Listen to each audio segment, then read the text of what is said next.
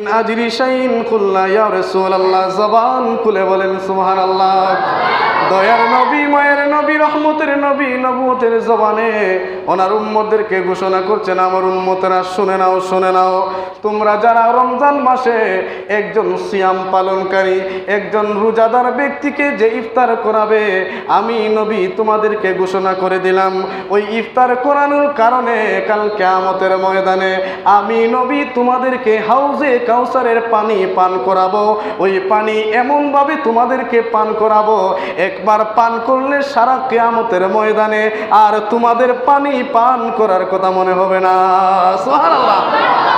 এরপরে আমার নবী বলেন, ইয়াকতিল্লাহু হাযালিত তাওয়াবি মান ফাতারা সাইমান আলা মাগফিল আও সামারাতিন আও শারবাতিন মিম্মা, জবান খুলে বলেন সুবহানাল্লাহ।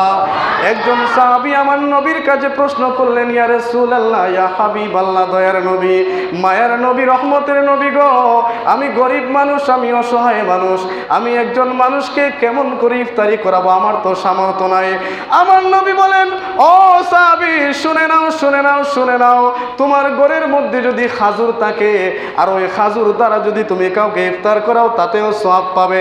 তোমার ঘরে যদি খাজুর না থাকে তাহলে শারাব যদি থাকে, শারাব খাওয়ালেও সওয়াব পাবে। এই শারাবও যদি তোমার ঘরে না থাকে রে উম্মত, শোনো শোনো শোনো, তোমার ঘর থেকে এক ডুব পানি যদি ঈমান সহকারে তুমি যদি কাউকে পান করাতে পারো, আমি নবী মদিনার মিম্বরে বসে বলে গেলাম, কাল কিয়ামতের ময়দানে এর উত্তম যাজা তুমি পাবে। সুবহানাল্লাহ। ইফতারি সওয়াবের কাজ।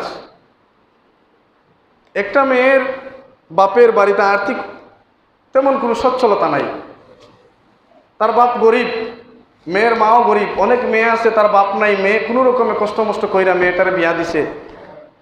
এখন ইফতারির সময় আসলে প্রথম রোজার দিন দিতে হয় এক ইফতারি, ঠিক কিনা বলেন? এটা কি জন্য দিতে হয়? এটা হলে দামান দে শ্বশুর বাড়ির প্রথম ইফতারি খাইবেন, নাউজুবিল্লাহ পড়েন।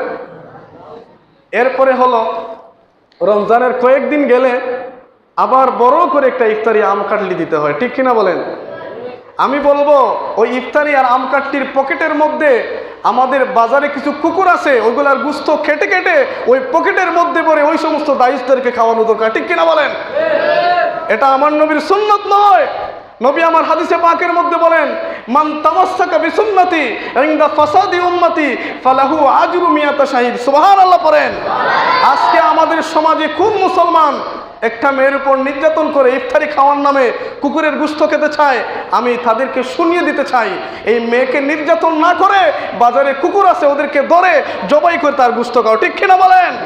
আজকে আমাদের সমাজে কিছু মানুষ বের হয়েছে, তারা ছেলেকে লালন পালন করে মেয়ের বাড়ি থেকে যৌতুক নিয়ে বিয়ে করার জন্য বসে থাকে, ঠিক কিনা বলেন? এই রকমের কিছু মুসবিলাই, এই রকমের কিছু খাক, এই রকমের কিছু পেশা বের হয়েছে যে তার ছেলেকে কোনো রকমে বড় করে একটা অসহায় দরিদ্র মেয়েকে বিয়ে দিয়ে তার কাছ থেকে যৌতুক নেওয়ার জন্য খাপ পেতে বসে আছে, ঠিক কিনা বলেন? নবী আমার বলেন, আমার উম্মত এটা কখনো করতে পারে না। মান তামাসসাকা বিসুন্নতি, যে আমার সুন্নত অনুসরণ করলো না, সে আমি নবীর উম্মত হতে পারে না, সে আমি নবীর কখনো উম্মত হতে পারে না, ঠিক কিনা বলেন? আমার যুবক ভাইয়েরা, ইফতারি খাওয়ানো সওয়াব, তাই বলে মেয়ের বাড়িতে চাহিদা করে ইফতারি নেওয়ার জন্যে এই মেয়েকে টর্চার করা, তাকে বাড়ির মধ্যে ঘরের মধ্যে বারবার কিতা গো তোমার বাপে ইফতারি লইয়া আইলা না, কিরর ফুরি, বিভিন্ন রকমের কথা